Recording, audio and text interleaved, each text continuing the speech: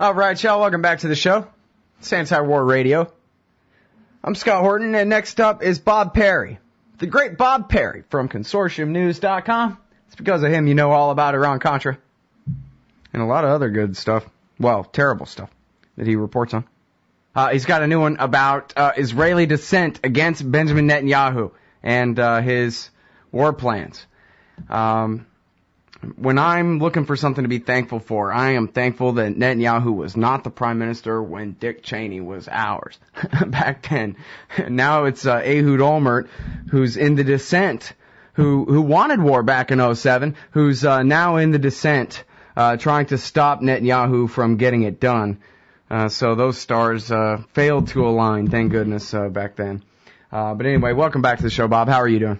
Good, Scott. How are you? I'm doing great. Appreciate you joining us here. And I had Googled up new sanctions because that's one of the things I have to ask you about during the show here. But first of all, can we please talk a little bit about who exactly in Israeli political life has been lately coming forward to dissent from plans to attack Iran and their nuclear program?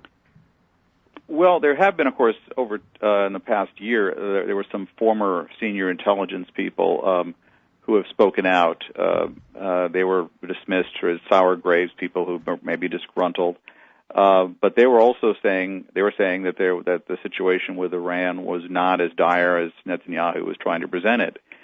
In the past week, however, there's been a new group that, including people, people who were both senior and powerful within the Israeli society. Where there was Lieutenant General Benny Gantz, for instance, who's the military chief, who indicated in an interview with Haaretz that the Iranians are not the crazy extremists that they're being painted as, but instead are he said, very rational people who have their own agenda in terms of trying to achieve things for Iran, and he believes that they will not move ahead on getting a nuclear bomb, as they say they don't want to, because they're making these calculations that it's not worth it to them. So that was an important step in terms of having someone who's currently a senior person in the Israeli government not joining in some of the alarmist existential kind of messianic rhetoric that we've heard from Netanyahu and even from Ehud Barak, who is, of course, the defense minister. Then that was followed up by additional comments from the former chief of the Shin Bet, the internal security force in Israel, Yuval Diskin. He's just recently left that post, and he basically accused Netanyahu of having these messianic feelings and saying he doesn't believe that those kinds of extreme views should be used as the basis for leading Israel in this regard. Diskin also was critical of how Netanyahu has approached the Palestinian issue in terms of not being serious about trying to reach some kind of peace settlement. Of course, Shin Bet, being the internal security arm of the Israeli government, has a great deal of involvement there in terms of cracking down on Palestinians who are seen as threats to Israeli security. So it was interesting to see someone from that perspective saying that more has to be done in terms of trying to resolve those differences. And then just over the weekend at a conference sponsored by the Jerusalem Post in New York, the former Prime Minister Ehud Olmert came in and was quite critical of the way Netanyahu has been handling this build-up to a possible war with Iran. And interestingly, Olmert was booed and heckled by Americans who were in the audience, who were pretty much Netanyahu loyalists, I guess, and they called him Neville Chamberlain, and they booed when he praised President Obama as a friend of Israel. So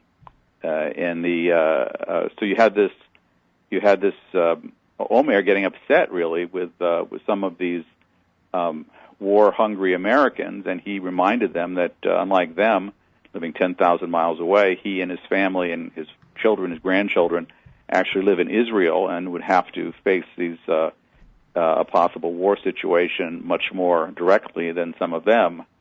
So it was sort of interesting to see these new voices being raised, saying that Netanyahu has been stoking this war fever in ways that are not even helpful to the views of what's going on in Israel in terms of the people there. So, but we do have the neocons in the United States who still remain very eager to see a new conflict break out over there. Yep. All right. Well, now lots of interesting stuff to go over there. First of all, just by my count, that's the former head of Mossad, Meir Dagan, and the current head of Mossad, the army chief, the former army chief, the former head of Shin Bet, which is their Homeland Security or FBI, I guess, right? And their former Prime Minister, Ehud Olmert. And was I wrong when I asserted in the long, stumbling introduction there that Ehud Olmert had begged George Bush to start this war back in the spring of 2007 and was told no? Well, right. Well, he would have been. There was, of course, this idea of getting the Bush-Cheney crowd to support Israel in some kind of strike against Iran at that time, and that was when Bush later complained in his memoir, Decision Points, that it was the CIA and the U.S. intelligence community coming out and saying that Iran had ceased its military nuclear program, and it ceased it in 2003 and had not resumed it. That cut the legs out from under that effort. That because the U.S. intelligence community was saying in a unified way that Iran was not working on a nuclear bomb, that it made it impossible for Bush to go ahead and follow the course that Cheney also wanted, Vice President Cheney was eager for, which was to start a new war with Iran then. So we had yes, I think that so it's probably as accurate that Olmert was more hawkish back at that point than he seems to be now. All right, now, I guess my best reading of Obama is nothing's decided with this guy. If he wants to start something and then change his mind or lose badly but not fight for the position that he'd staked out or whatever, he might just do that, on any given day, who knows. But seems like he sort of wanted to hold some talks. They made an agreement. Everybody came out with all this positive spin about what a great time we all had meeting and agreeing to meet again the third week of May, and then maybe we can get started on some kind of agreement about Iran's nuclear program, and maybe something along the lines of they'll accept the additional protocol and we'll lift some of the sanctions and whatever. And then here comes Obama expanding more sanctions. And it seems to me like, I wonder what it seems to you. Are they trying to sabotage their best chance that they've had since at least 2009 to make a deal with the Iranians and put an end to all of this endless warmongering and scaremongering about it?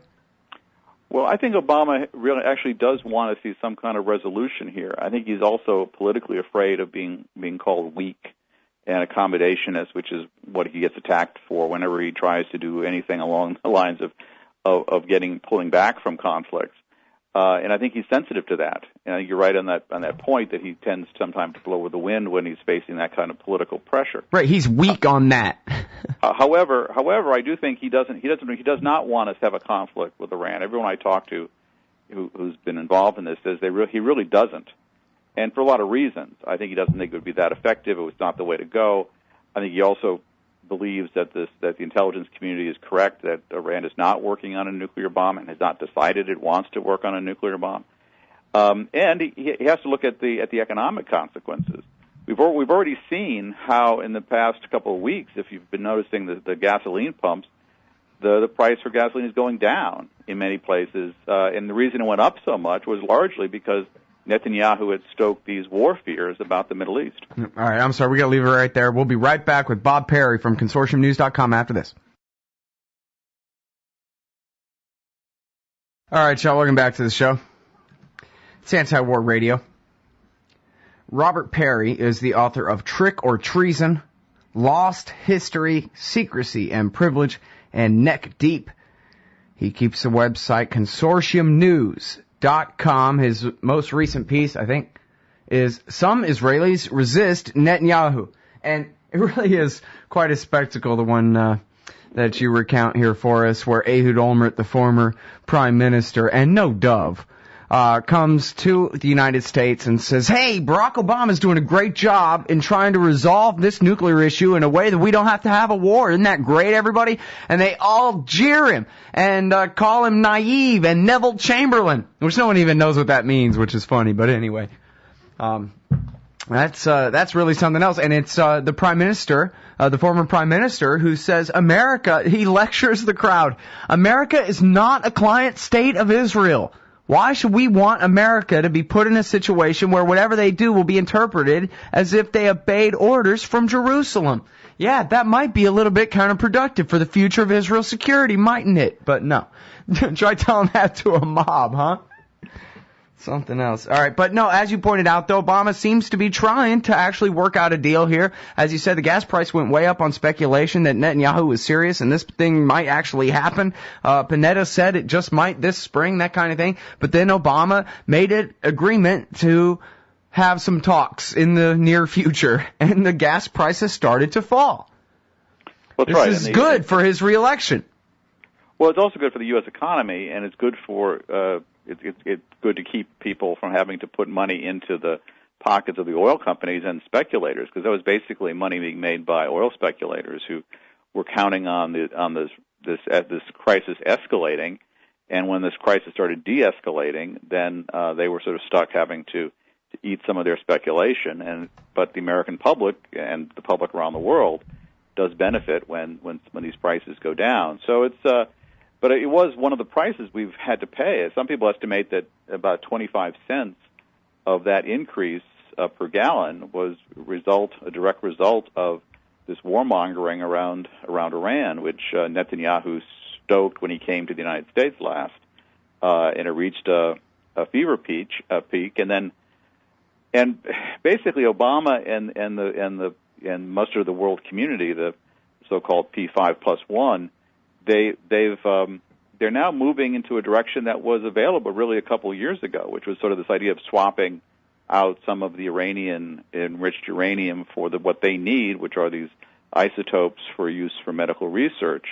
So it's something that could have been done earlier, but the decision was made for the U.S. government to be tougher and to push for these sanctions. And the crisis got worse, but we've all had to pay a price for this, because when the gas prices go up, a lot of Americans have to dig into their savings, what they've got left, or pay what they've got to keep their cars on the road. Yeah. Now, what do you make of these leaks about, we're sending all our F-22 fighters and teams of F-15, fleets of F-15s? Is that just hype to try to pressure the Iranians? Are they actually really building up for some kind of double-digit likelihood of a war over there? Well, I think Obama has been willing to give a great deal to Israel in terms of beefing up its military, so it would have a greater chance to strike Iran if that became necessary. Part of this, there's an element of this which is somewhat bluffing. Mm-hmm. And even from Netanyahu, probably, that is a certain amount of bluffing, that if Iran feels that there's a real risk that they're going to be attacked, they're more likely to be more accommodating. And that's another factor with the sanctions, to sort of create an incentive for the Iranians to be more accommodating. Sure. This is why I should be an oil speculator, because that's what I thought was going on here. I could have invested right into the peak and then sold at the top and been just fine. Right. But I do think that sometimes these things get out of hand, and that's always the risk. And as I say, there was this opportunity really in late 2009 and early 2010 for a similar plan of swapping out the low-enriched uranium to have gone forward. And in fact, the Turks and Brazilians had struck a deal with Iran to do just that in spring of 2010, and the United States essentially blocked the deal, because the decision was to move toward ratcheting up sanctions. Now, we'll see now if that course toward conflict can be derailed. The Iranians have made it pretty clear they don't want to build a nuclear bomb, and they've said it at the highest levels. In fact, if you remember, there was an interview that Obama gave before the Super Bowl in which he he called on the Iranian leadership to declare they did not want a nuclear bomb, which is interesting because they've always been saying they don't want a nuclear bomb. But they said it again. The Supreme Leader Khamenei said that it would be a, quote, grave sin, unquote, to go ahead with building a nuclear bomb. So, right, the big news out of the talks was the Americans quit pretending like they hadn't heard that. Well, I think basically, right, there's been a pulling back. You know, as I say, I think Obama really doesn't want to go there, but he feels politically pressured to be much tougher and to therefore keep some of the political pressure from the neocons from becoming too oppressive against his reelection effort. He wants to be seen as a fairly tough, aggressive, effective president in that sense.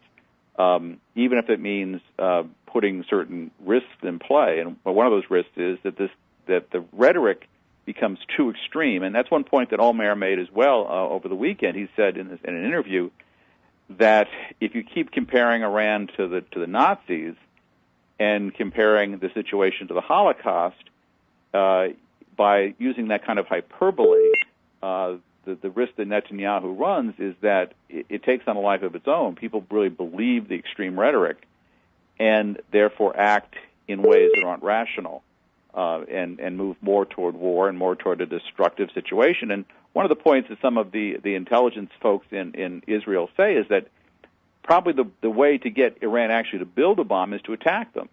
If you attack them and if you're not that effective in terms of destroying all their facilities, which people doubt the Israelis could do, that could push the Iranians in the direction of building a nuclear bomb in the next several years. So, do you think domestic politics in the U.S. could possibly tolerate Obama making a deal that includes the keeping open of the Qom facility there? Well, I think the American public would be very happy to see this thing resolved. Now, that's a different thing from the various pressure points you get in Washington from the politicians, from the major news media, and so forth. Because that's the thing is, the Iranians are not going to say, okay, and close Qom. Like, they might accept snap inspections at Qom whenever you want, that kind of thing. They're not going to close that thing. And if they insist on that, then they're going to scotch the deal, right?